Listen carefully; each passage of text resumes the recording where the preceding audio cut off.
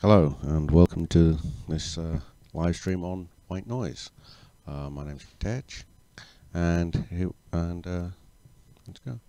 So, as many of you may have seen, we've got this tweet made the rounds just over a week ago. My 10-hour white noise video now has 5 copyright claims from Sebastian Tomzak, an Australian PhD in music. Um, And so these claims are on a white noise video, which he just automatically generated. Uh, 10 hours of it, and there are a 5-minute period here, a 41-second period here, which they claims have been put on it and monetized by the claimant, which is a little odd.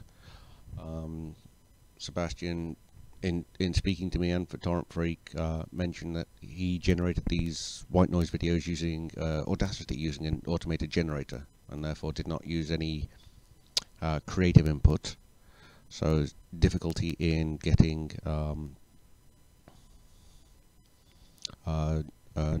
notifications. Difficulty in getting copyright on it because it's not copyrightable. It's not a creative endeavor. So let's work through how that's gonna happen ourselves. Let me lower the microphone down slightly as well. It seems I'm a little loud. Okay, so in order to do this, we have to generate our own noise. So let's do that. I'm going to use the exact same method he did. I'm going to use Audacity. And in fact, I've got 3 instances of Audacity because Audacity has 3 generators. So to generate, you just generate noise. I'm going to generate some white noise here. We're going to generate 10 minutes. We're going to generate, let's generate 3 hours of white noise. Start that going. That's about 40 seconds. I would like to generate some more noise, but that's not really possible. We'll just let that generate for a few minutes. And it goes. This is 3 hours of audio being generated in about 2 minutes. So let's generate some entropy for the noise. Just keep moving stuff around. More entropy the better, obviously, for various reasons. It works based on entropy.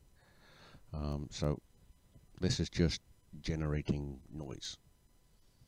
It's not particularly skillful, it's not particularly advanced. It's just white noise. So this will take about a minute and a half to generate. We'll do the same with the pink and the white. I wish we could actually set them off in together, but save some time, some generation. But that's the white. It's not letting me. So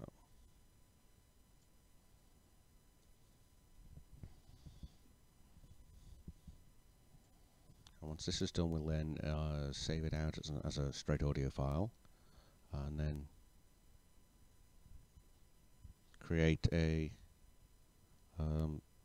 video file from it, and then upload that and see how many copyright hits we get.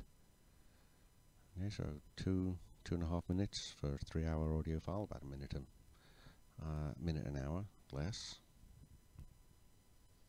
as we go along. And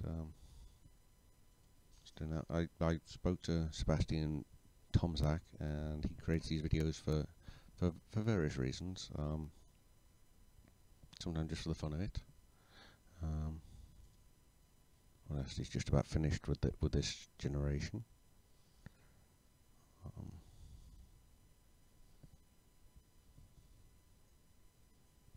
Here's the timeline now.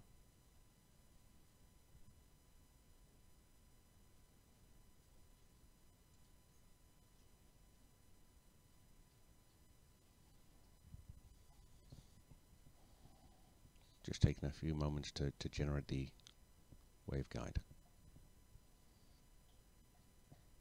So running this computer a little hard right now.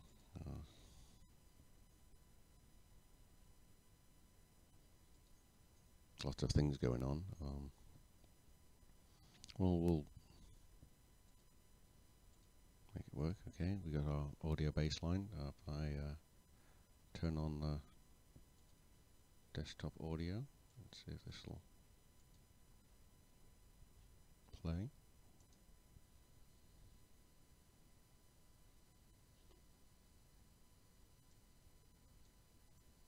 May or may not be able to hear that. I don't know if it worked or not. Let me work on sport audio. Export as white noise 3 out.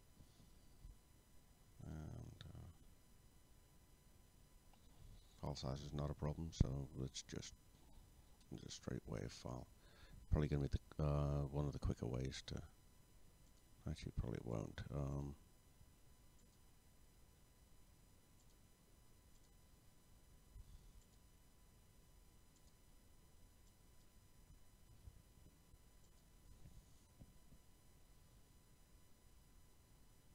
White noise. It's that time of the night when it's out. Okay.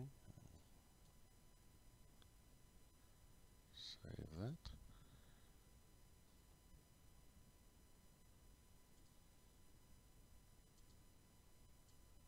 Unfortunately, Audacity is a single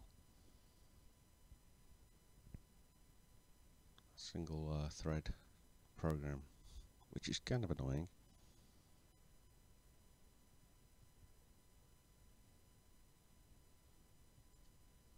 Let's just export it as a WAV file.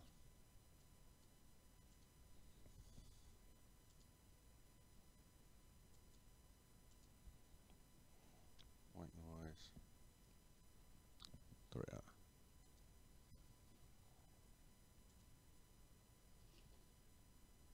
$35 seconds, much better.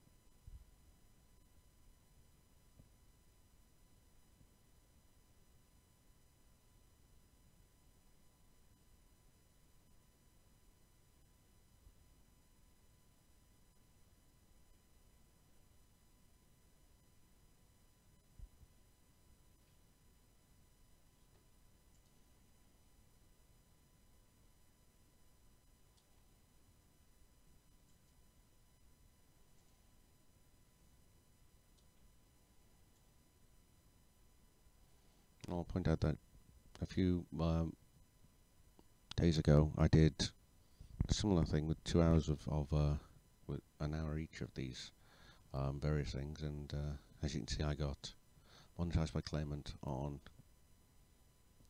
2 audio samples, and these are both in the pink noise section.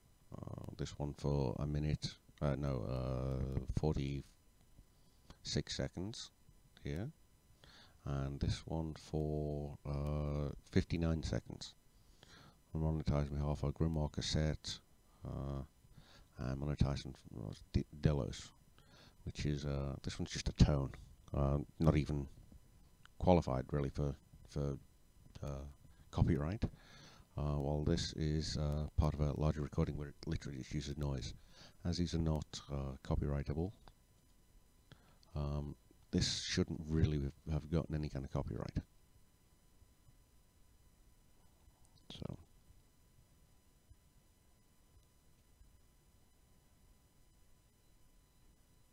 sometimes I wish I had a little bit of a faster computer, but it's writing to the disk as fast as it can right now.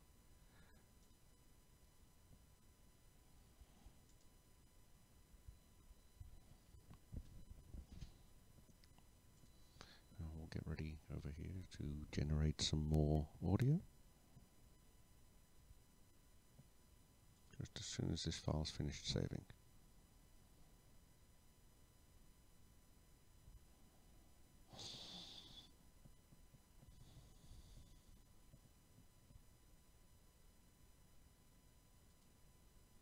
Okay, let's generate some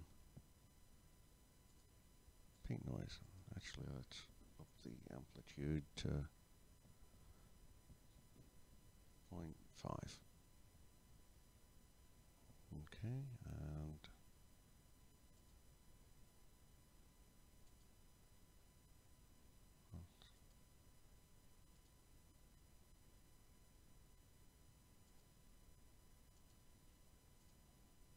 well, actually let me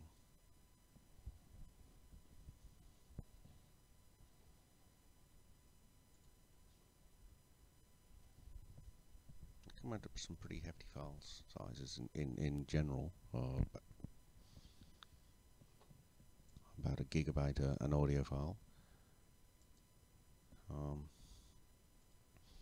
But we come back to these. All of these are pretty similar. They're all these audio claims are all white noise, white noise, white noise, white noise, white noise. None of these are actually viable for copyright under US law or indeed under Australian law, because they do not have a creative input. They are entirely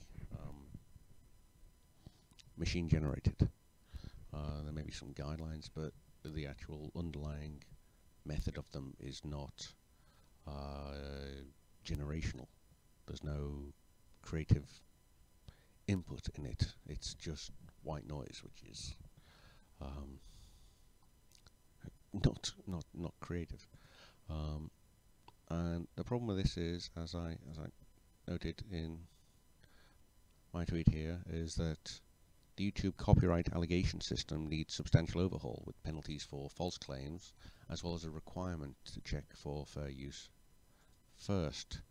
And this is substantial, and it's important. And false copyright notices do come along quite a fair bit. I've had other copyright notices that are equally false. For instance, if I show you this claim for the Mu-1 project I used to work on, I got a claim by Diamonds and Gold by Abra. In fact, the song is, if you can probably just about make out on this message here. The music is a song called City Lights by Onric. It's a Creative Commons licensed song. The even more interesting thing about it is this video was uploaded in 2011. This song, City Lights by Onric, was from 2008. This song, Diamonds and Gold, came out in 2014. So we've got a 2014 song claiming on a 2011 video using a 2008 Creative Commons licensed song. Now, that doesn't make sense in any way. Okay, here's our pink noise. So let's export that audio as pink. There's our key. Pink noise, 3 hour.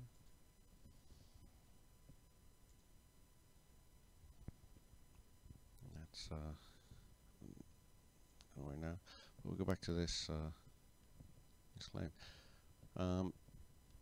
This is not exactly a sterling and amazing song either. It's the section. Well, let's see if I can play you the section that's infringing. Okay.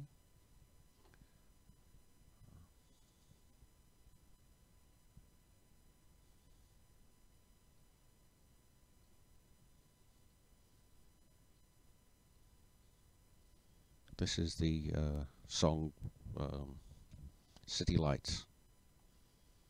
I'll just play the infringing section.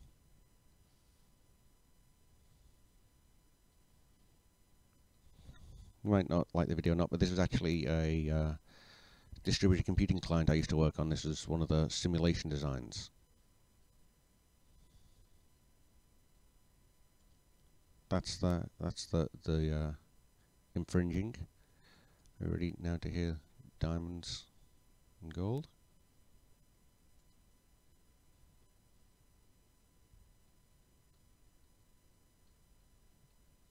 Can you spot the similarity? I don't know if you can hear it or not, but you should be able to. It's the drum sample. That's right, just the drum sample.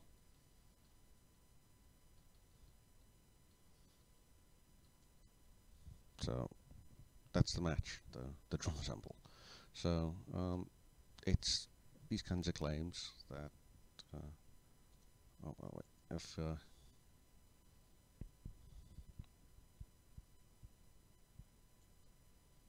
should just go to the page and I'll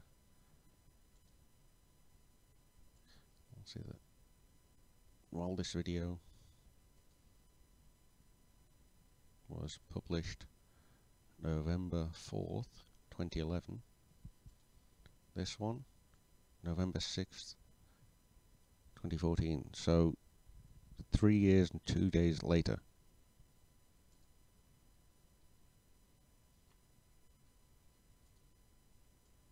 And the reality is the song was City Lights by Onric,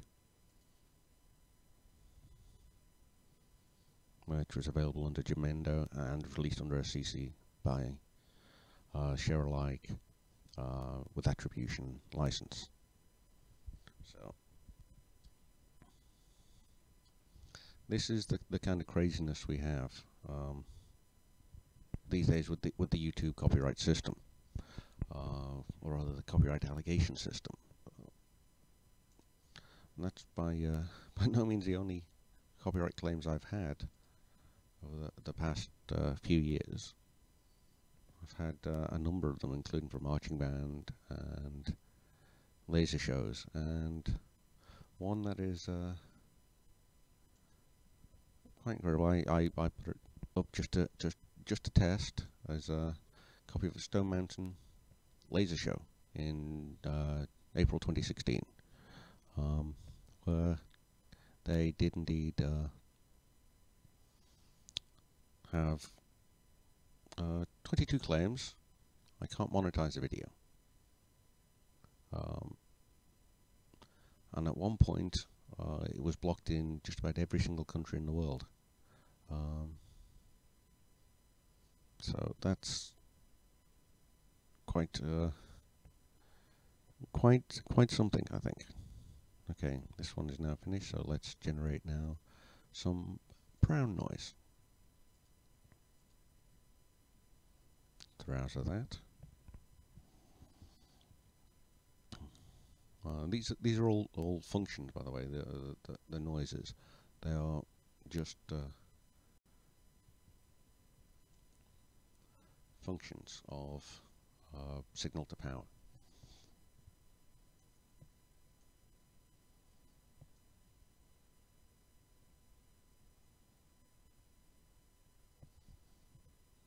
So you have white noise, which I believe is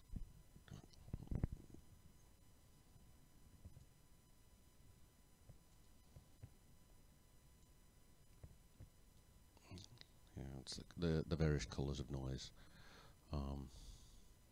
through Wikipedia. Here's the graph basically showing the colours of noise. We got the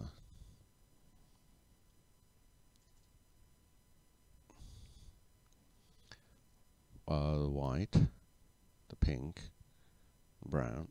Sorry, this is the white, this is the pink, this is the brown noise. And here we got the blue noise and the violet noise. They're not. I don't unfortunately have a blue or violet generator, but I say white noise is a flat frequency with a linear function of frequency, equal power in any band. Pink noise is more linear logarithmic, and then it's you know,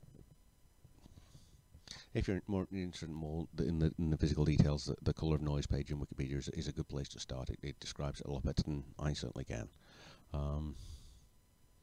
So here's the Brownian noise is just about generated.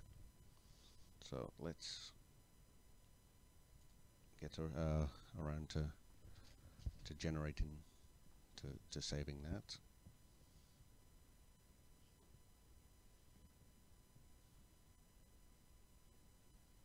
If it'll have a pop-up.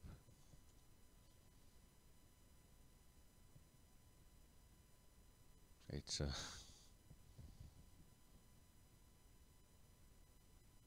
we go. And to export that audio.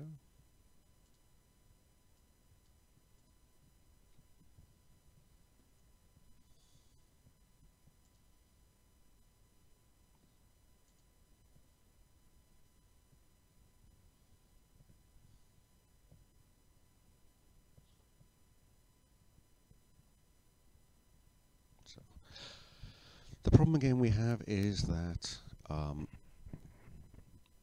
there are no penalties for false allegations. I've got a number of copyright claims, and while those on this are indeed all valid, yes, they are pretty much the songs, I believe. I don't know.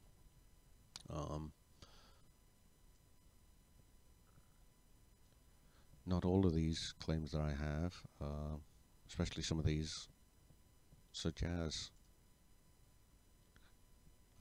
this claim, Diamonds Go by Abra, is accurate and true. And if you can maybe remove the song, or you can file a dispute, where you end up having to file a claim. Now,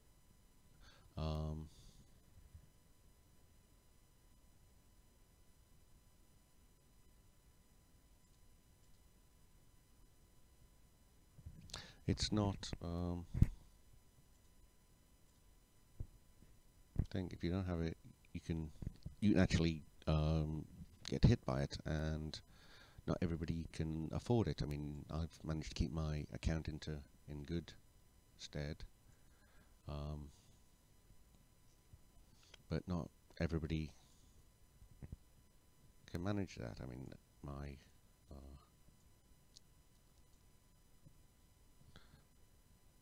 channel is in 0 strikes and 0 community guidelines, so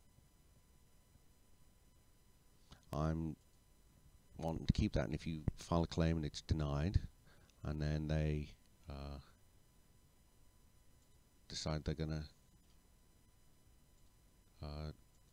fight it and claim on it regardless, then you get a strike, and then that can impact your ability to upload longer videos, do live streams such as this, or do anything else.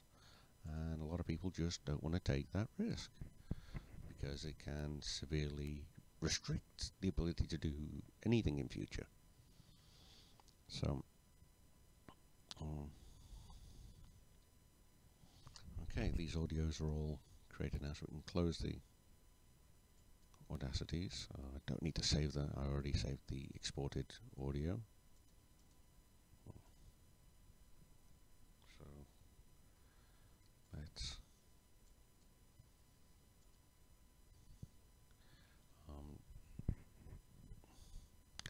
move on. So let's create our video. I'm going to use Corel here because it's good for a very quick audio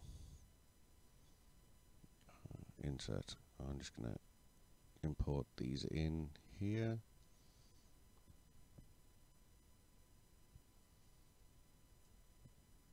I'm going to drop the files in. Okay, so we got the white noise right at the start. Let me zoom out to the full length. Pink noise there, and brown noise there. Now, because you can't really have a video with just audio, I'll create a very quick title file. So, excuse me one moment.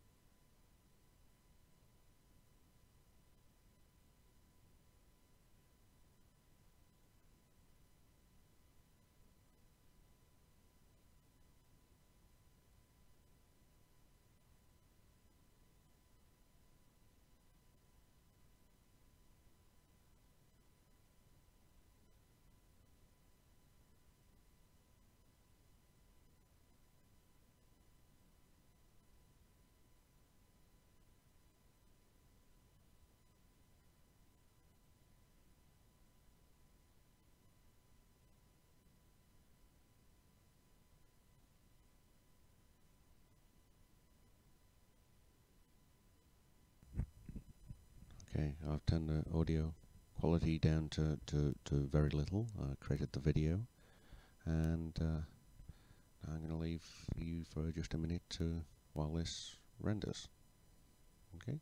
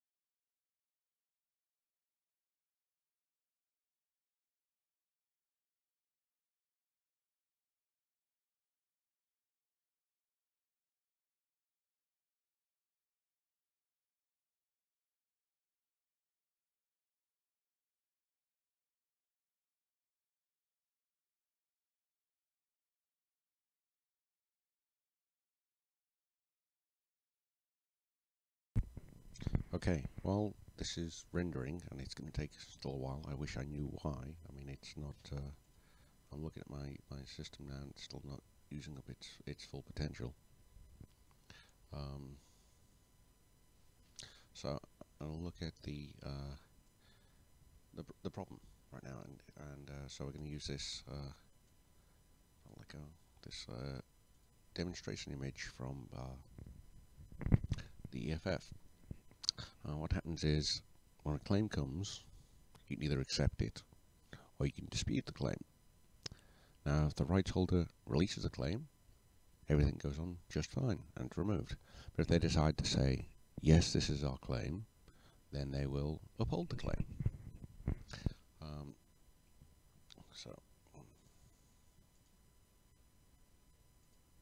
so, if they decide to uphold the claim, say, yes, that is my material, then you can then accept the restriction, but only if your account is in good standing, and if you remember, notice my account is in good standing. Okay, I've got, no copyright strikes, but only if you're in good standing can you then appeal. It's not that, if they decide to say, yes, that's my music, so that Abra song, if they decide to say, Abra says, yes, that is our song, even though it's not, then only if your account's in good standing can you appeal. And you can only appeal 3 times at any one time. At that point, they can either say, yes, that really is our content, and you'll get a strike, or that's a DMCA notice, not be the strike, or they can release their claim, and it's not a wonderfully fair system, and it's not really how it's supposed to be. There's a flowchart that I'm trying to find that shows the difference between what the DMCA allows and requires, and what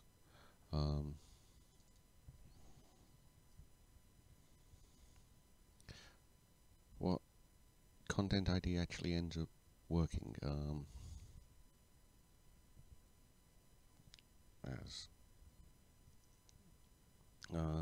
It's really not a good system, and hasn't been for a long time. But it's a system they end up using because major content companies threaten to sue them a lot and drag them through court. There's the famous Viacom lawsuits, which are very expensive, very time consuming, and the last thing they want is for Hollywood companies to turn around and go to tame congressmen and say they're being mean and give us extra powers to deal with this copyright infringement.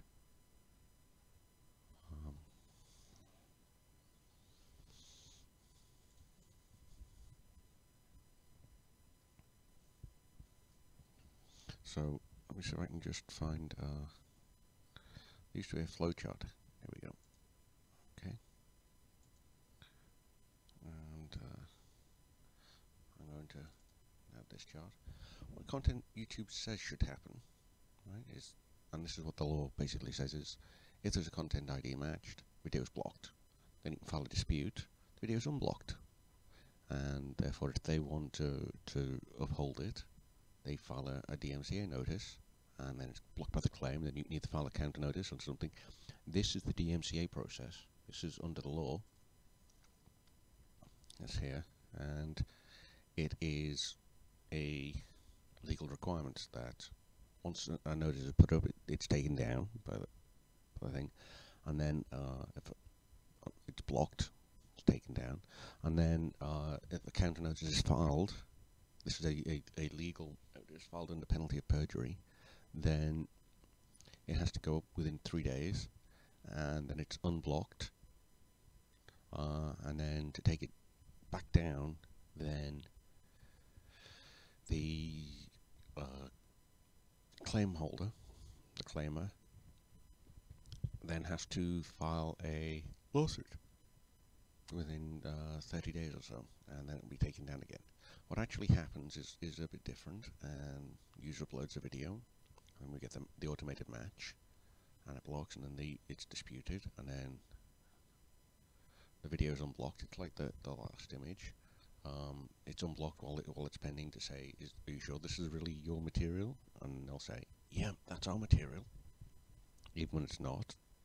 And then it's re-blocked by it, and then you often don't have a choice. You can make a dispute onto it, and all that means is they go back to the copyright owners and say, are you really sure this is your material?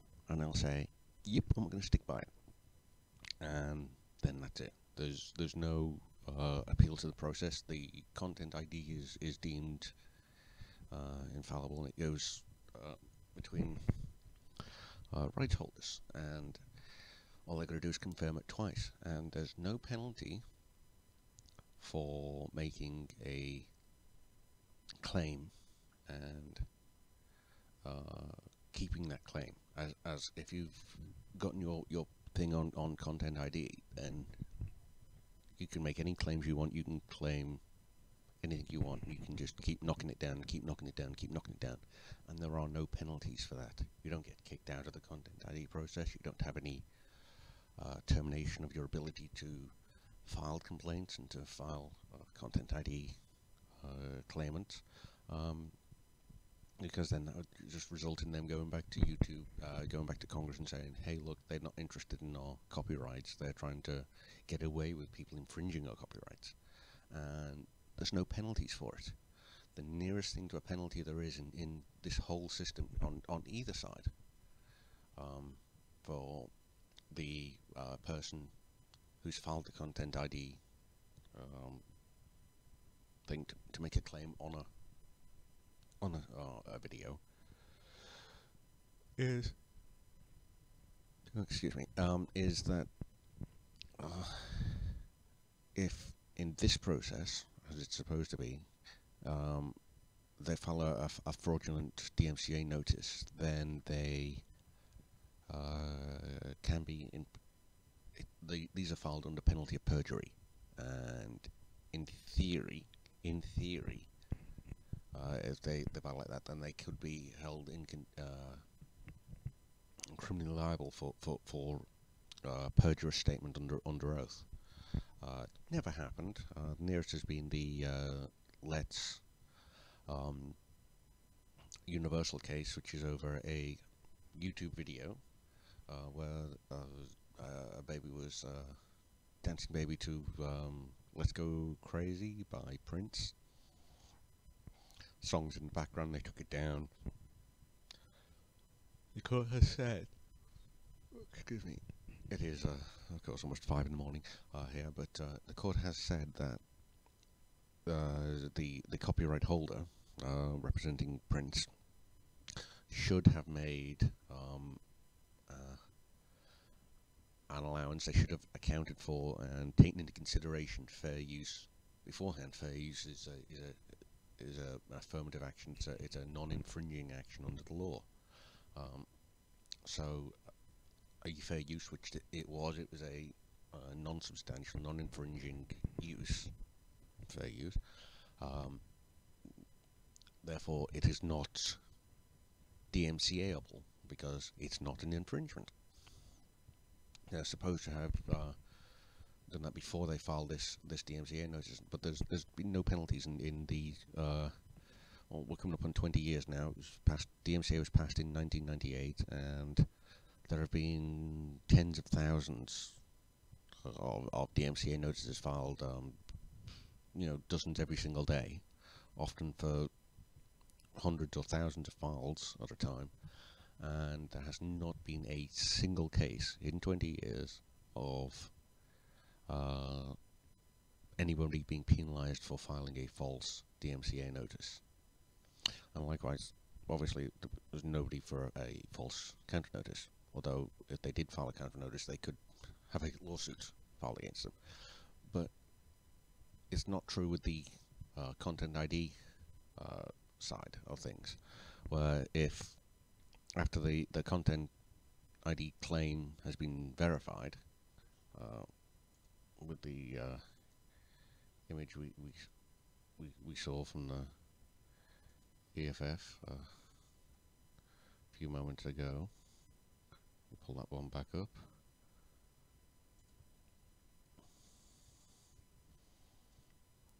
With this image, if you dispute the claim and they say yes, it's ours, and then you try to appeal that and you're in good standing, and they say no, then you get a strike, you get a penalisation, but there's no penalty for making a false claim. It doesn't matter what it is, there's no false claim. If you're wondering why I've left that Abra claim up, it's because I'm pretty certain that they're gonna uphold their claim that yes, that drum sample is theirs 5 years beforehand, and that would end up giving me a strike. I get penalised for making a claim, and they do not get penalised for making a false claim. And this is the substantial problem with this, that there is no accountability, there is no as I said in the tweet, there is no penalty for making false claims, so you might as well just claim all you can. There needs a substantial overhauling, and more importantly, there needs to be penalties, including loss of use of the system if you end up penalising, if you end up abusing the system to file fraudulent, inaccurate, or are just incompetent at accurately identifying your own material and falsely claiming others. In fact, in many ways, it could be considered fraud, and should indeed be considered fraud. Fraud on the courts and fraud in general. You're attempting to obtain a monetary beneficiary by making a false statement under oath. Perhaps if it was treated as that, then we'd have less of an issue with this. It's a common problem with copyright. In fact, in all aspects of copyright law, in that the scales are very much tilted in favour of the infringer, not of the infringer of the rights, rather than of the copyright. Or let me rephrase that: it is so heavily tilted in favour of those trying to enforce copyright rights, especially if they have deep pockets, or a lawyer who specialises in this sort of thing and can batch process or otherwise use economies of scale, either through boilerplate filings or by just using abuse of the legal process, as in the case of copyright trolls, where they tried to use a lot of courts all over the place to make claims that were cheaper to settle, to admit guilt, than it would actually be to fight.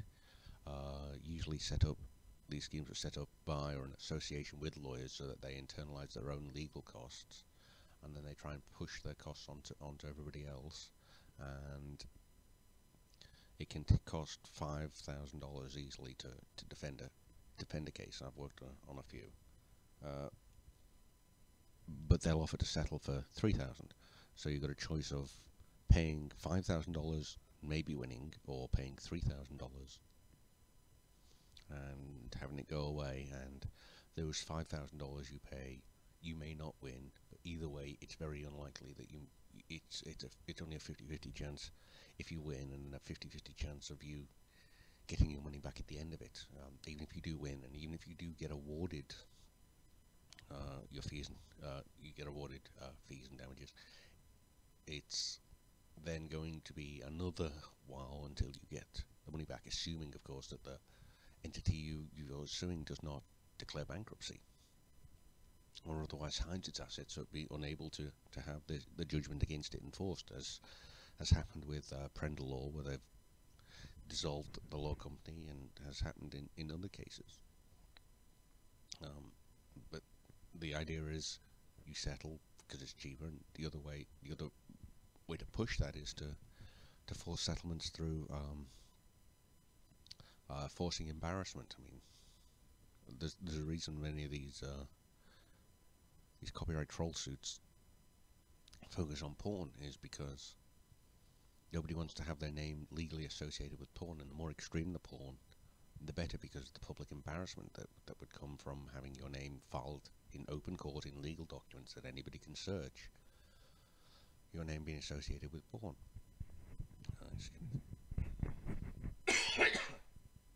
And so that can lead to a system of extortion.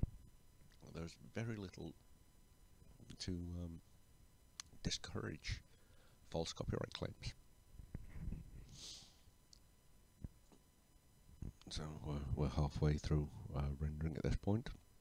I'm down to the halfway through the pink noise. So we're about 4 hours 45 minutes into the 9-hour video. So it'll still take a bit of time. I'll make this as painless as possible. But this is the issue that we have. It's not sustainable at present to keep increasing terms, keep increasing claims, and it's not adding to the general system of work. It's not adding to the creativity of the thing. It's actually hindering it. And every single thing that you create or do is a creative work.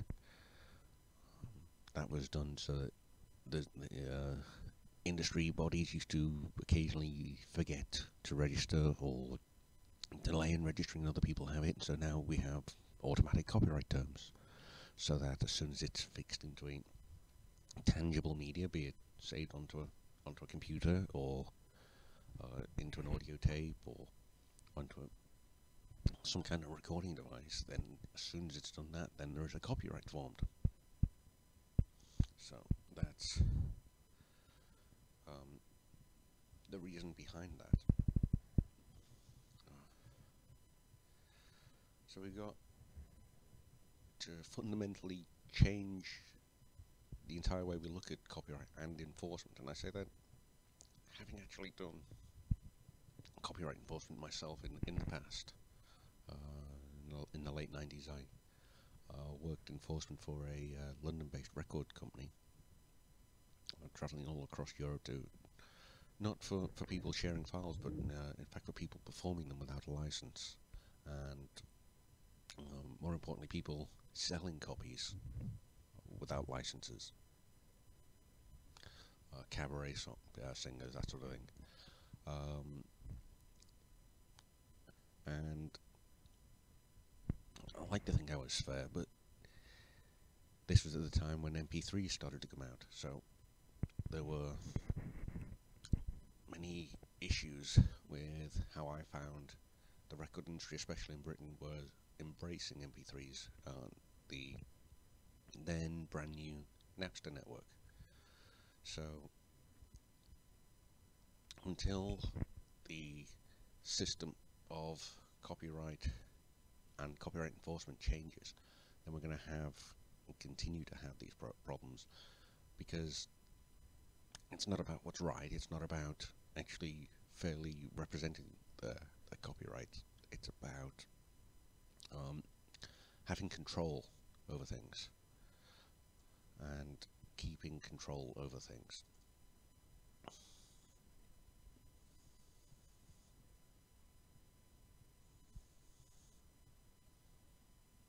So I say that there's a lot of DMCA notices sent down.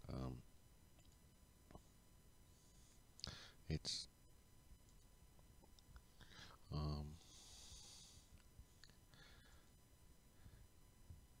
not. Losing my train of thought here.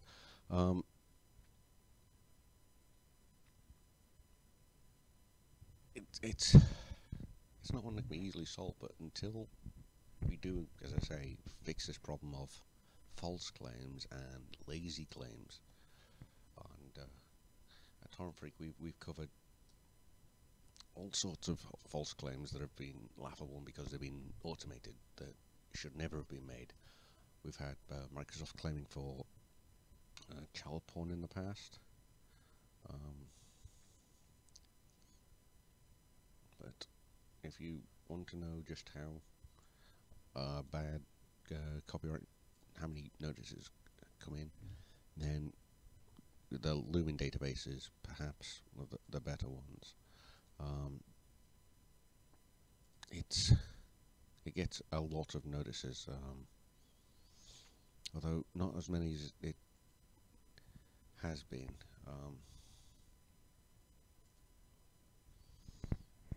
It used to be the chilling effects database, and now there are some, but not as many. But even so, this is a January 15th notice, for instance, and of course today is January 15th.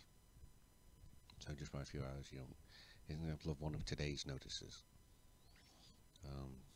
Terry Costa images. We've got 10 claims right there, and this is in a counterfeit technologies and loved wedding dresses. Terry couture dress. It's 3 claims there, 4 claims on that one, 4 there. It's just in each notice, it's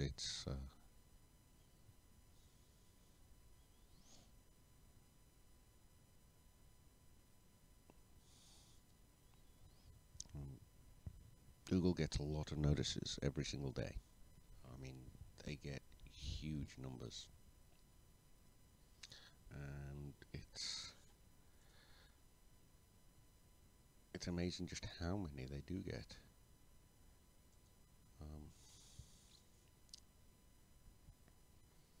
Let's see if it'll actually load the page.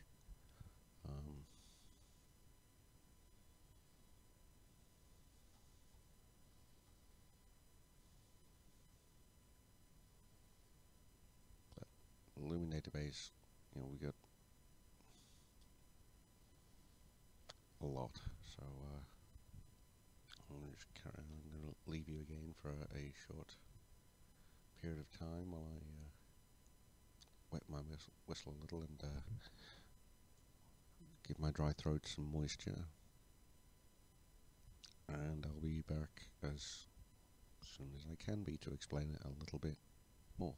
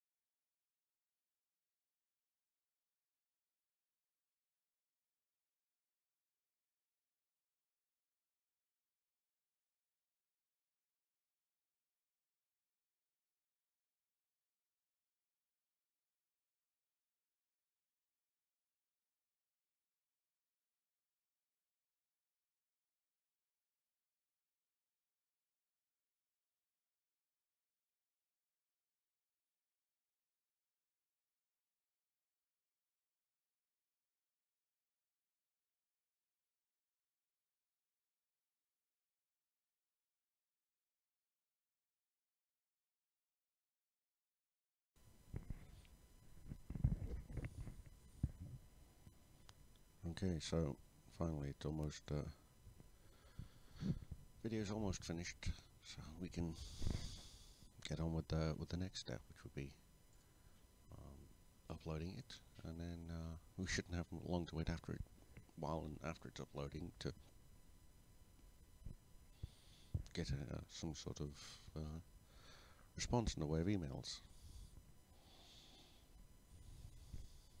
They're at 98% at present. If you're watching the raw feed of this on YouTube, it's taken a while. I mean, we're at, I don't even want to know where we're at. So far we are at, it's just coming up now, 2 hours and 4 minutes. Most of that spent rendering a video. That's 9 hours in length. So we've got a 9-hour video, 2 hours and 2 hours and 5 from the very instant, less than 2 hours so far it's taken to create it. And then we can just upload it, and then we'll probably get some sort of hits from Content ID within moments of it being processed through YouTube. Luckily I've picked the reason I'm doing it, where I'm doing it and when I'm doing it. For those who are watching it live, and there's been 1 or 2 of you who've sat with me so far, you poor things, is that I've managed to get someone with a very fast connection, so at least what time we've spent on the rendering won't be spent on the actual uploading, despite it being, it shows here, about 2.5 gigs once it processes the files. So it's rendering right now, and then we'll just do the last bit will be, I believe, processing, actually writing the combined file together. And if it sounds like I should probably be doing snooker commentary, then yes, probably I should. I certainly feel like I should be. So we're at 99%, and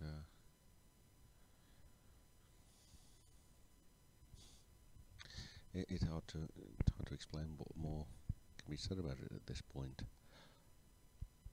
We've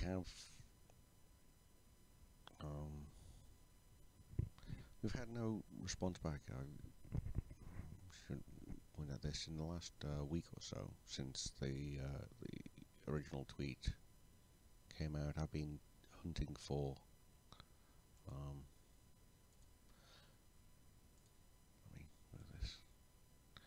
I've been hunting for a means to get in touch with somebody at Google to get this issue addressed, sorted, some kind of statement, some kind of anything. And I've had significant trouble in getting that. As many people have said, YouTube doesn't actually have people working for it. It's not a publicly accessible and contactable company, and that's a problem in itself. I mean, sure, it would be nice, but they also get a massive amount of video uploaded, so you can understand why they don't want to upload. Not upload, or they don't want to have a publicly available contact, because they can get somewhat swamped in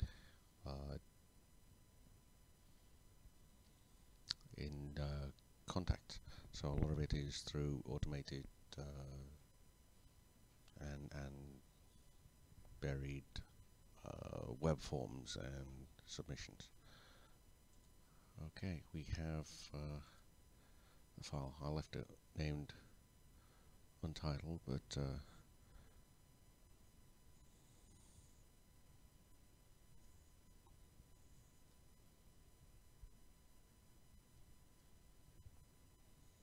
for those that are curious, here's the file, and it is indeed about 2.5 gigs, 2.42 gigs. So let's go ahead now and upload this.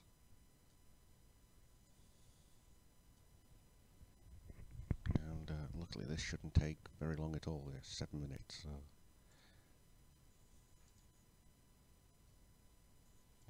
my Wi-Fi's sending at about 61 megabits a second and increasing still.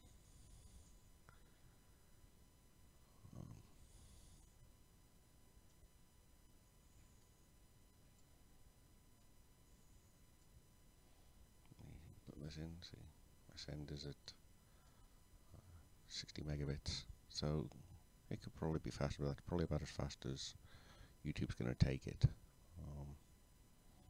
I have more speed available, just not being used. So let me add in some comments on this while I'm thinking on. And also don't forget that 60 megabits is in addition to this live stream broadcast going out. Not sure how fast this is going out though, so give me 1 second while I add in some comments.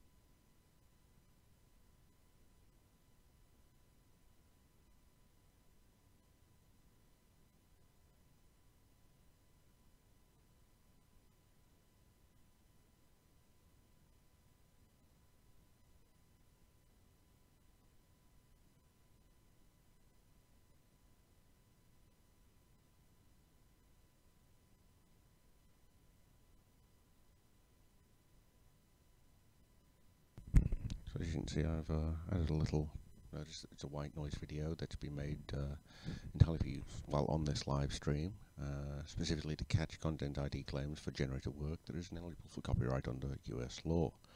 And the visuals, that's the video side of it, being a creative design by me, is in fact eligible for copyright, so I'm releasing that under a Creative Commons CC BY, that's an attribution license, and indeed I'm releasing the entire video under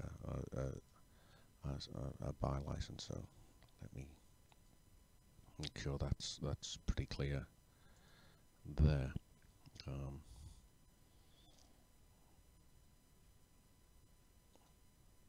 And let's open the video into its own window.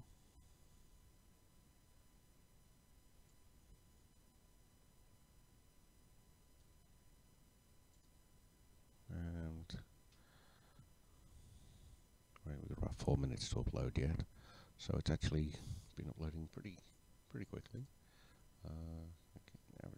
Hitting about 50 to 60 megabits a second uploading. Yeah, we should go faster. The network's capable of about at least twice that. So I'm not sure why it's quite so slow. But we'll have to make do with what we can. Yeah, so well, it's getting a bit chilly.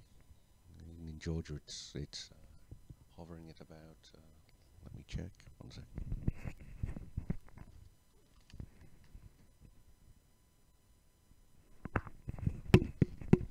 It's about 28 degrees Fahrenheit, or about -2, -3. So it's a little bit on the cold side. And it's not something you expect from Georgia, even though it is the middle of January.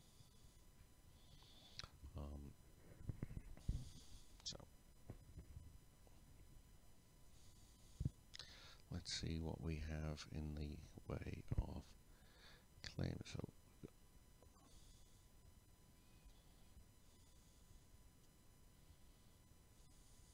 in a moment I'm going to bring up the copyright notices window, and we will see what claims are in that in just a moment. So it takes about 2 minutes more to upload, and then it'll take hopefully not that long to process the video. I mean, while it is long, it is mainly repetitive. There's only three different images in it, and one continuous soundtrack, which shouldn't take long to pass through the Audible Magic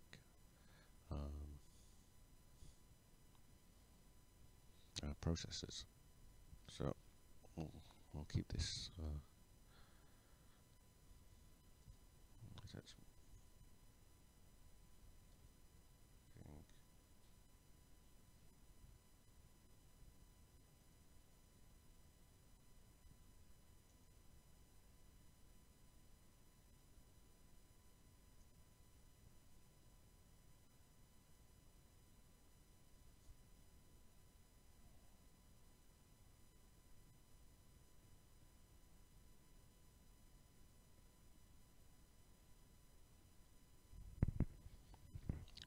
Just saving right this second. I'm going to find out when we get claims. I'll point out now as well that it is currently 6:06 a.m. on Monday, January the 15th. So when we get notices, we should get them pretty rapidly as soon as it's finished processing.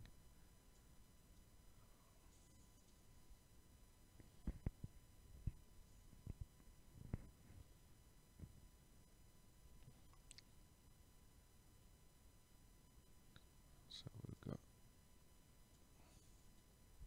Actually, I'm going to take this off.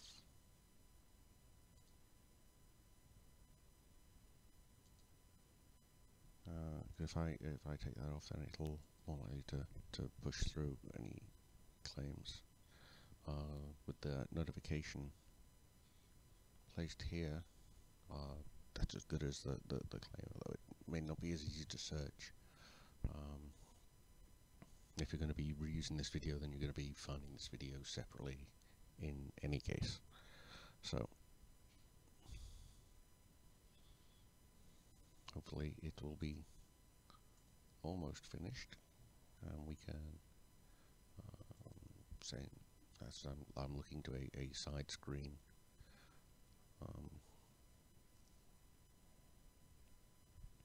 It's 94% processed, and it's mostly processed during the upload. Then this should be quick, unless this is the actual Audible, not Audible Magic. They have their own similar system, but Content ID scan.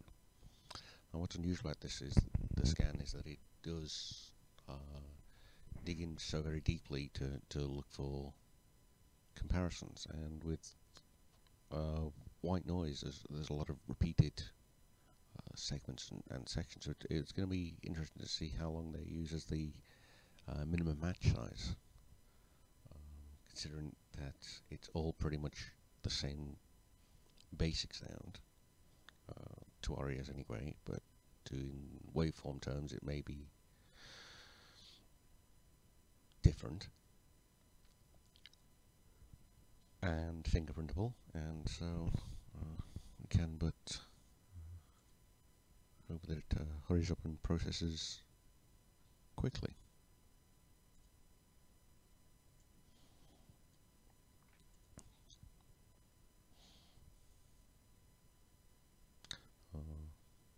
Still nothing as yet. I'm looking at my email.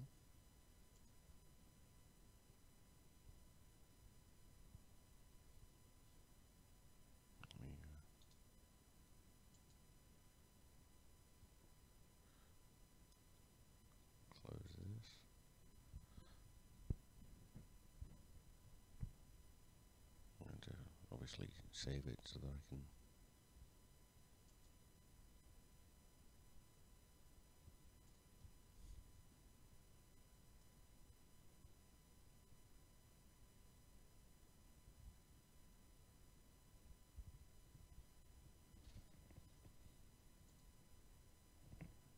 Just free up some RAM and some processors. No need to keep it running at this point, since it's now all done with.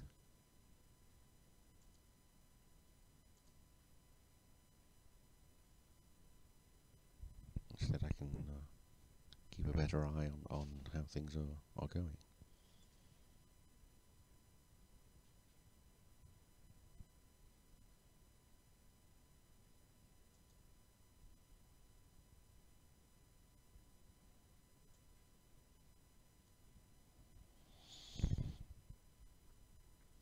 If you're watching the post-edited thing, I'm going to take this. I've taken this live stream and I've sped up the hour and a half or so when it was nothing but the video rendering. There's nothing much I could do about that. I couldn't work out why it wasn't going quite so quickly, but you see, we now got some thumbnails, and that means that we should be able to at least play the video to a limited extent.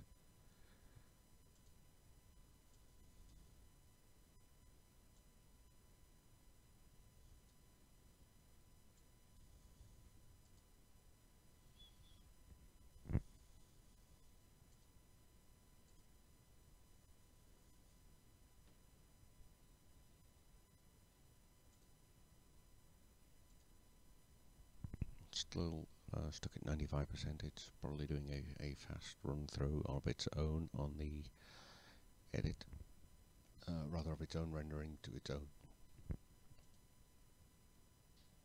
format. So we can look and hope that this starts to play, but probably won't. Save these changes.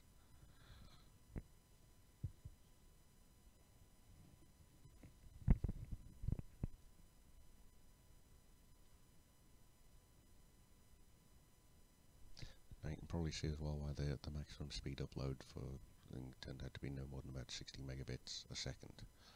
Not because they couldn't take it; they probably could take it, but the speeds. There's no point taking it any faster because of the limitations of the processing speed. Although taking it faster would mean it may process faster. The processing is probably a parallel processor, so that it can process more videos at once rather than any videos any quicker than it already is. It's a question of capacity by volume rather than by speed.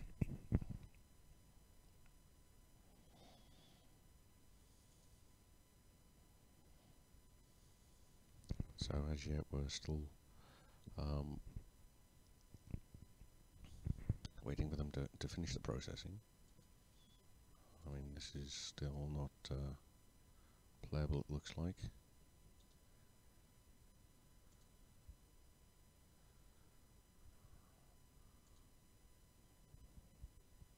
We are just waiting for this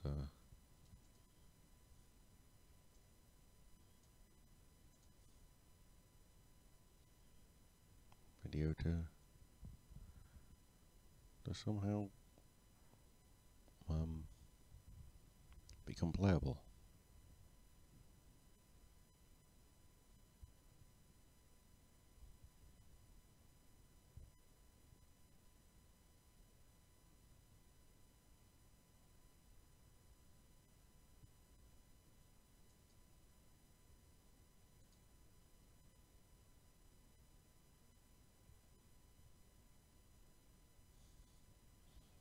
Interesting, we got the YouTube here, we've got this actual video that I'm recording right now is live, and you see there's nobody watching it. That's just my playback system, which seems to count me.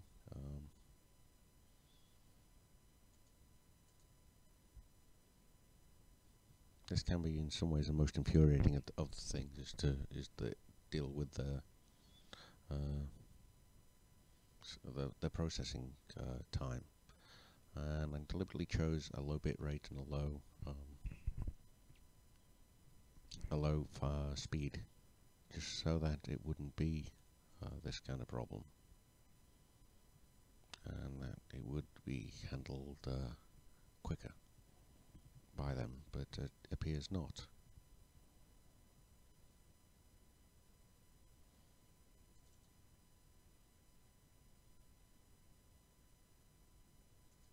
I mean, this is the file.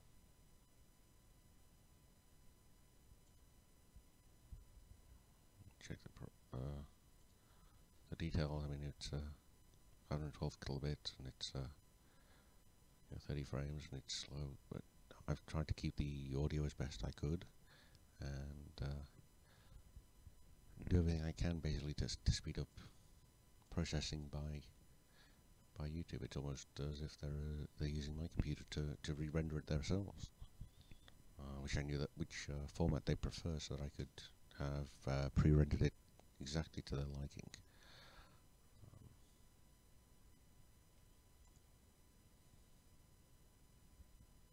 So just wait a few moments while they attempt to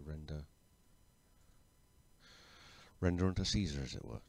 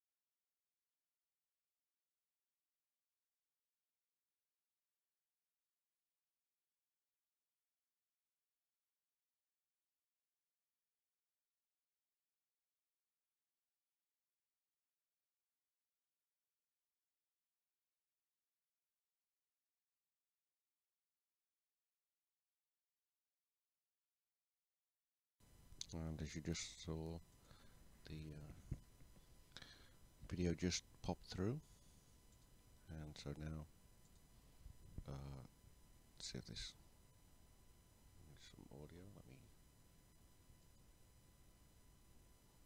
turn on this audio. So this is white noise. I take it through to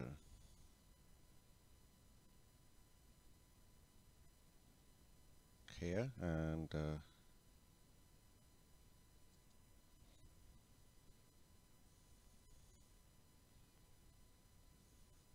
you should now hear the switch from white noise to pink noise in just a second.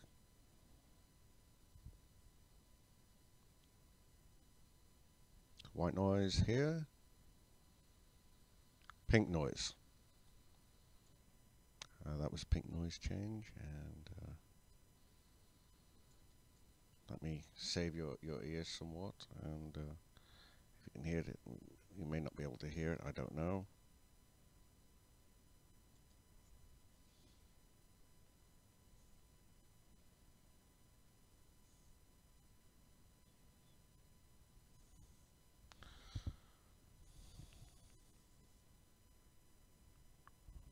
And that's Brownian noise.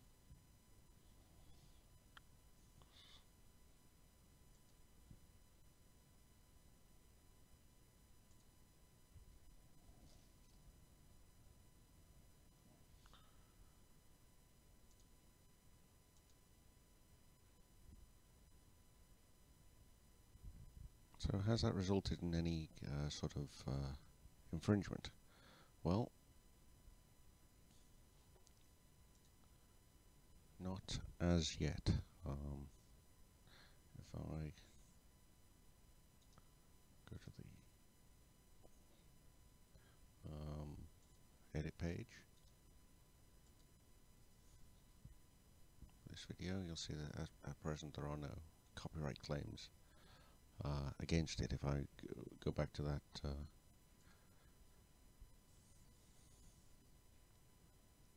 copyright notice for the earlier video,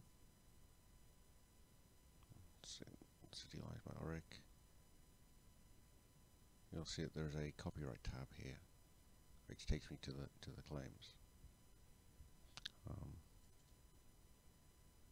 At present that's not there. Neither is there annotations, audio, and enhancements. There's just nothing there to enhance or change. So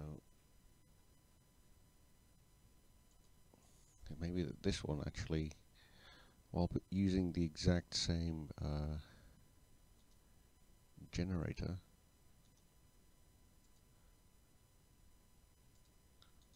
as this video, although this video only uses 1 hour of each instead of 3, I don't get these two matches with this video. It's quite bizarre in many ways, and quite unusual.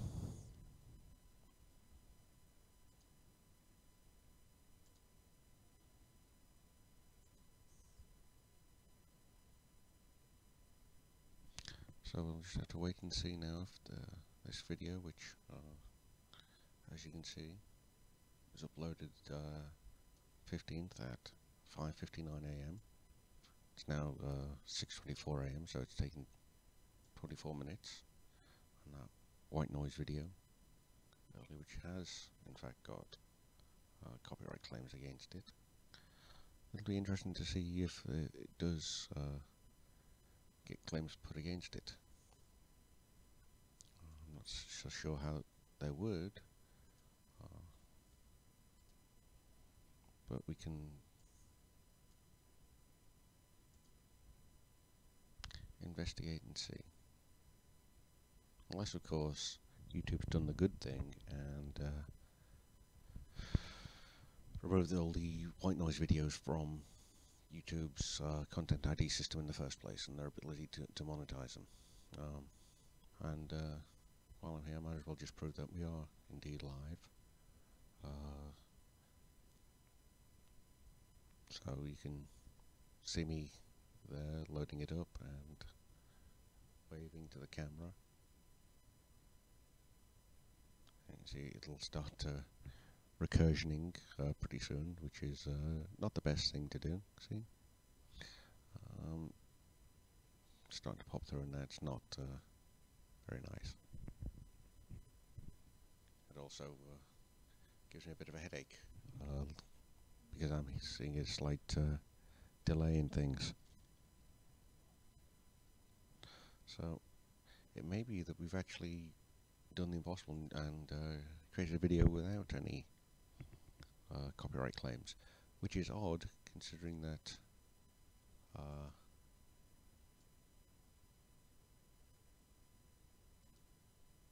this video was done using the exact same method, except using a 1 hour for each of those. And the Twitter page that we started off from, Sebastian Tomczak's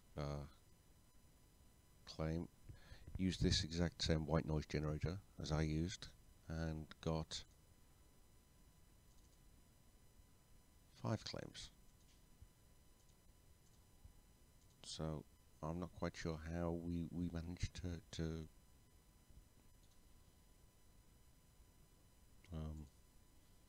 deal with that when we get these images, these matches, all on the same thing. His white noise gets 5 claims. My hour of white noise there gets none, but my hour of pink noise gets 2. And yet here this one currently has none. It is extremely bizarre, and shows that while the white noise is unique, it's not there is no generation of white noise or pink noise or Brownian noise that is sufficiently unique enough to be creative when you have such a wide variety just from a single generator. And I made sure that the generator was exactly the same in each instance, that the sheer randomness of the noise is both a defense and an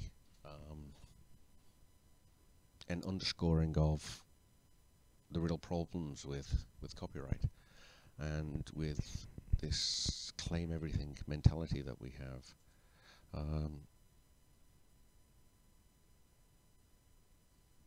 This is not the first time, of course, that generated content has been raised.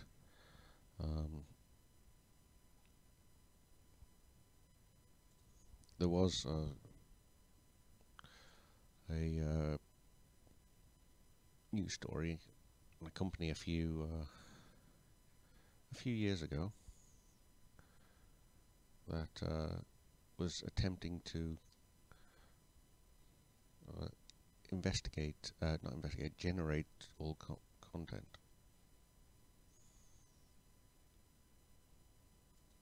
And it was going to generate all the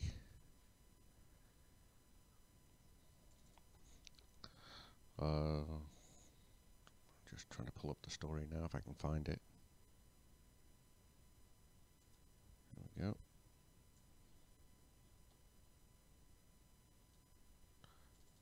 This is the story.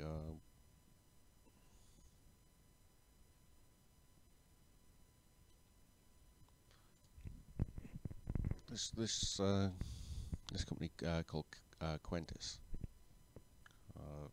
claims that it was going to create all images of and all texts using an algorithmic generator to generate content, which sounds great in theory, but all possible in terms of graphics. Quentin subsidiary has already generated 3.23% of all possible images in the 1800 pixel format, which is a decent sized image. I mean, this is probably about the same sort of size.